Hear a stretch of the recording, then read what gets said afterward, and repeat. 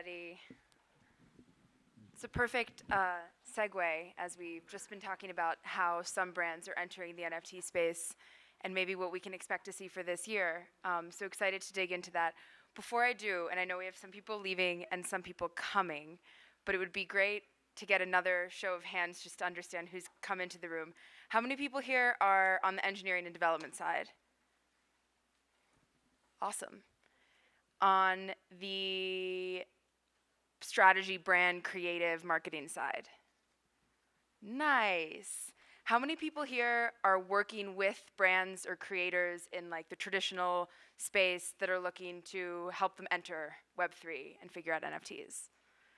Awesome. This is for everyone in the room, obviously, but especially for you guys. So we are Mojito. We are a Web3 commerce and community stack for brands and creators. Mojito, as in the sweetest way to mint, founded by marketers, if you can't tell. So we are an all-in-one platform for major brands and creators to manage and create their own NFT marketplaces. Who we are, I'm a big believer that companies at the end of the day are just the people behind them.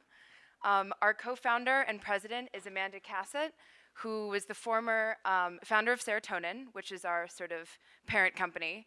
She was the former CMO of Consensus, and from 2016 to 2019 has been in the blockchain ecosystem for over 5 or 6 years. She did a lot of the early brand building behind Ethereum. And our CEO, Dan Kinsley, has also been building in Web3 for about 5 or 6 years. He was the co-founder of the Blockchain for Journalism project, Civil, and before that has been working in e-commerce and brand platform. Our amazing CTO, Pete, has spent time in machine learning at the New York Times and director of engineering at Dig, so he sort of comes from the traditional brand world. Our fantastic CPO, Rocky Miller, has over 15 years of experience in product development in financial services at Goldman Sachs and recently at SR Labs. And then me, leading up partnerships. I also came from the Serotonin side, and before that was also at Consensus for a number of years. Before that was in the traditional finance world at Bridgewater Associates. So as we heard about last time, just to sort of set the stage of where we are in the market that we see today, traditional brands are already here. So this is a list that's hard to see because there's so many, but every name on here has dabbled or stuck a toe in some way into NFTs.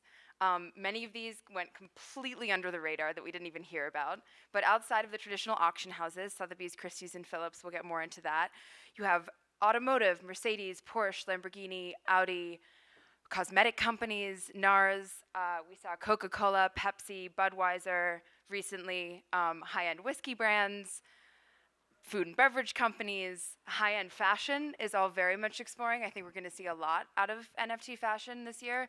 Prada, Gucci, Jimmy Choo, Dolce & Gabbana, all of these brands have now explored NFTs. Toys and gaming, Hot Wheels, Barbie, Sega, Epic Games obviously recently announced. We see traditional tech getting in, and of course, artists and individuals, musicians, film people like Quentin Tarantino, Kings of Leon, even Melania Trump. So, platforms and creators and Web3 together is what we kind of collectively have started to think of as the ownership economy, a term that was coined by Jesse Walden from Variant. But Web3, sort of as we know it today, is how existing platforms and brands and creators will engage fans and customers in the future. Obviously, I think the market understanding of what NFTs are has already moved way past it just being a smart contract token to host a JPEG. We're now seeing that that's just the beginning of seeding a community that can be so much more in Web3. Utility in the metaverse that we just heard about for a few minutes. Access to IRL events, like the utility is literally limitless in the amount of possibilities. Having an NFT out in the hands of your most loyal fans and consumers is a great way to sort of seed that and get that started. They represent an omni-channel, things we know to be true, an omni-channel, non-deplatformable, engaged and paying audience. Another thing we know to be true, brands and creators will require easy-to-use tools to import or mint NFTs, merchandise and sell, and engage and enhance value for NFT owners over time. Like all of these things we know to be true, and more on easy to use tools to import. So just to take a step back, we saw a slide in the last talk about some of the data behind where the market is now. I think this month, or average monthly active wallets that are making transactions buying and selling NFTs is around 400,000. That is nothing. I think the total number overall of wallets that have set up a wallet and bought an NFT, total is about 3 million, I think, in aggregate, with about 400,000 active monthly. Again, that is so small, which is amazing because it's really very much, I think, now reached the zeitgeist in the mainstream in terms of what NFTs are and what people are talking about, where the actual usage of them is still incredibly early. One of the problems that we're going to need to solve quickly is what I like to call the Web 3.0 UX chasm. And so Web 2 entering Web 3, what are they going to need? Kind of a Web 2.5 step. And so a lot of the brands that we're talking to and working with about setting up these solutions are going to need to integrate their system with their corporate and consumer IAM systems. This is for the devs out there, which is an identity and access management system, Auth0 login, email, password, a lot of how we access the internet today. They're going to require, occasionally, automated KYC and AML. For us crypto natives, this is a foreign concept, but if you're Sotheby's and you're selling multi-million-dollar pieces of art, you're absolutely going to still have to follow KYC laws. The laws have not changed.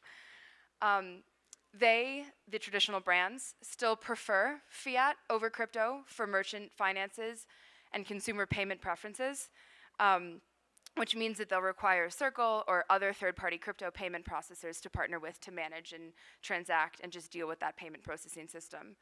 And they're going to require semi-custodial, what I like to call semi-custodial wallets with off-ramps to self-hosted. So the ability to have a login, have a user base, set up a wallet, buy an NFT with a credit card if you'd like, and then obviously have the option to move not just that NFT, but that wallet on-chain. Comparing that to Web 3.0 merchants, for the crypto natives in the room, this is the world that we know of the last 18 months. There is no AIM. The wallet is the user. There's no KYC AML. The Web3 natives prefer crypto over fiat for both creator finances and consumer payment preferences. And it's very much bring your own wallet, self-hosted only. And so that's sort of the world that exists now, but the Web 2.5 merchants are going to need that stepping stone into this world. So what is the solution? The wallet is the user. So what we've built at Mojito is we integrate directly with an existing platform, brand or creator's IAM system, or we can provide one. And this governs logic, authentication, and role-based access control for the merchant, including who can mint, as well as customer login, authentication, and wallet management of NFTs and funds. Our Mojito platform enables end-to-end creation and management of an NFT marketplace and community. And so if you're a brand out there, like all the brands we just went through and looked at, and you're creating your Web3 presence, I'll say, broadly, you are going to want to own your own NFT marketplace and platform to engage. Because selling NFTs, again, is just the first step. And so you're very much going to want to build that platform and that portal that your brand owns and that you can interact with your community on your own terms. So what does that mean? Again, that semi-custodial wallets for the Web 2.5 merchants to mint and receive royalty payments, because royalty payments is one of those things that's incredibly novel and unique to this tech.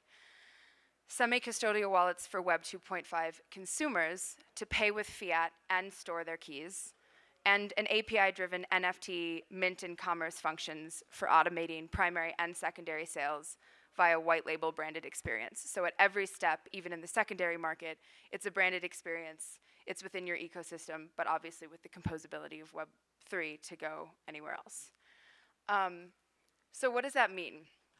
A little bit of, this all sounds fantastic, but to use an example of something we've built that's in the market today and very much alive and active. The Sotheby's Metaverse, which you can all pull and check out and hope you enjoy it. Always welcome to feedback.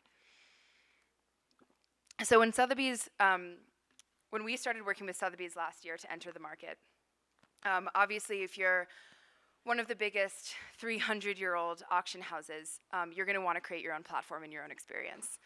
And so we have partnered with Sotheby's, and Mojito powers the Sotheby NFT marketplace, which is a screenshot here. I'll get in a little bit more to what that looks like.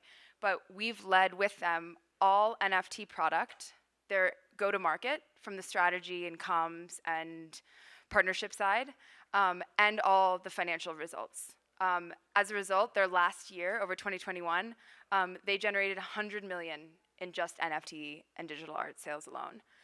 And now, part of our partnership, Mojito, are listed as a top 50 blockchain company. Thank you, Forbes.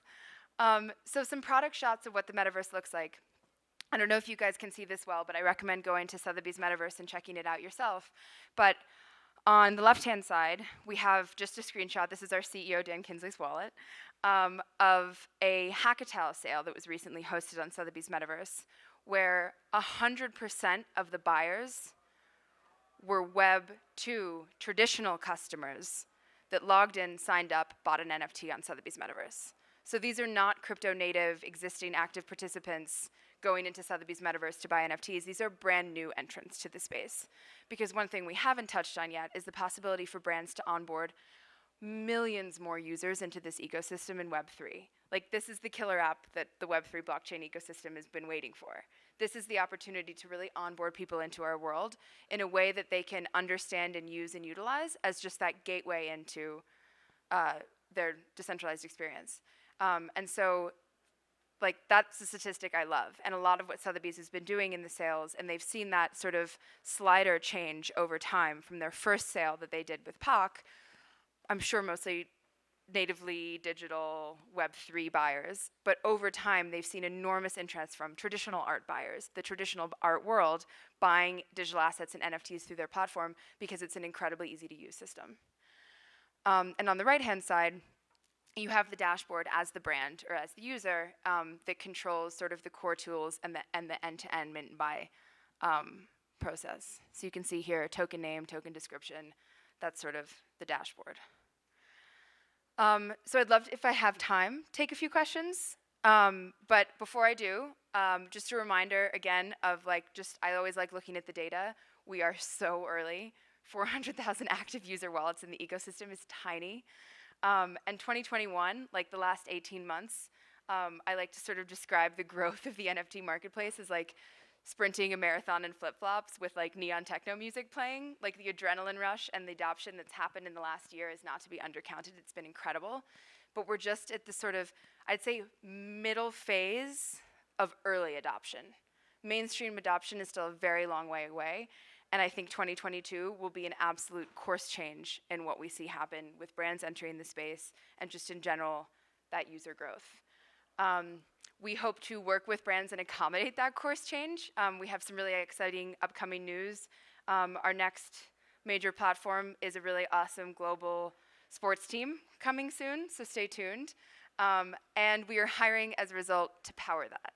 So for anyone out there who is or knows or loves an engineer, an engineering manager, a QA engineer, a QA manager, senior software engineering for back-end, front-end, and full stack, and a DevOps software engineer. And then also on the product side, again, these tools have to be beautiful and usable. We are looking for a UX designer and a head of creative. And that is us. And then if I have